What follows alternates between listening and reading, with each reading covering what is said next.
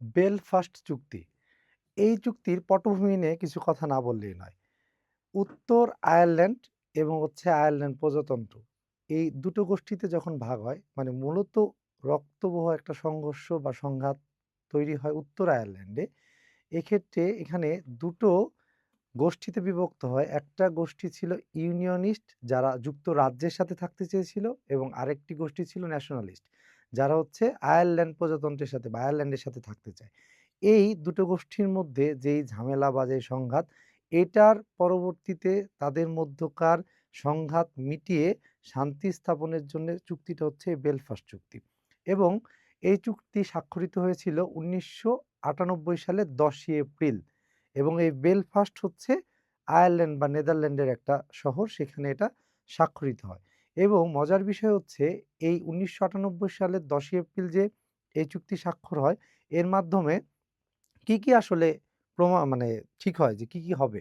প্রথম কথা উত্তর আয়ারল্যান্ড যুক্তরাজ্যের সাথেই থাকবে। পরবর্তীতে যদি তারা আয়ারল্যান্ড প্রজাতন্ত্রের সাথে থাকতে চায়, সেটা গণভোটের মাধ্যমে জনগণ সিদ্ধান্ত নিতে পারবে। আধা সামরিক বাহিনীগুলো তাদের অস্ত্র ত্যাগ করে বা অস্ত্র পরিত্যাগ করে। এবং আরেকটা জিনিস নাগরিকত্বের ব্যাপারে সিদ্ধান্ত হয় যে তারা চাইলে উত্তর আয়ারল্যান্ড আয়ারল্যান্ড বা যুক্তরাজ্য উভয় দেশেরই আসলে নাগরিকত্ব তারা গ্রহণ করতে পারবে।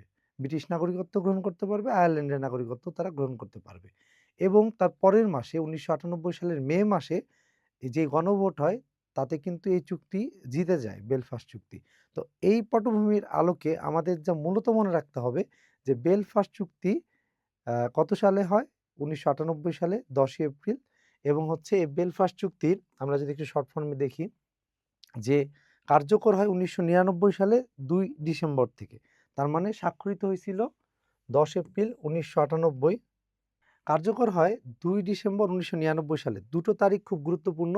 আর এই চুক্তির অপর নাম গুড ফ্রাইডে ট্রিটি। কারণ ফ্রাইডেতে এটা স্বাক্ষর হয়েছিল। আর মধ্যস্থতাকারী ছিল যুক্তরাজ্য, আয়ারল্যান্ড এবং মার্কিন যুক্তরাষ্ট্রের জর্জ মিশেল। এত ডিপলি আসবে না, তারপরও চাইলে কেউ মনে রাখতে পারেন।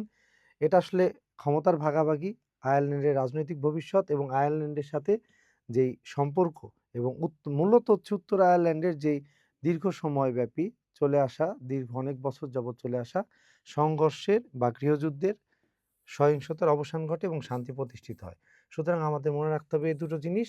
এবং আশা করি আমরা যেভাবে গল্পের মাধ্যমে কিছু কিছু তথ্য দেওয়ার চেষ্টা করেছি, এই তথ্যগুলো মানে মনে রাখতে পারলেই বেলফাস্ট চুক্তি সম্পর্কে প্রশ্ন আসলে পারা যাবে। Thank you everyone.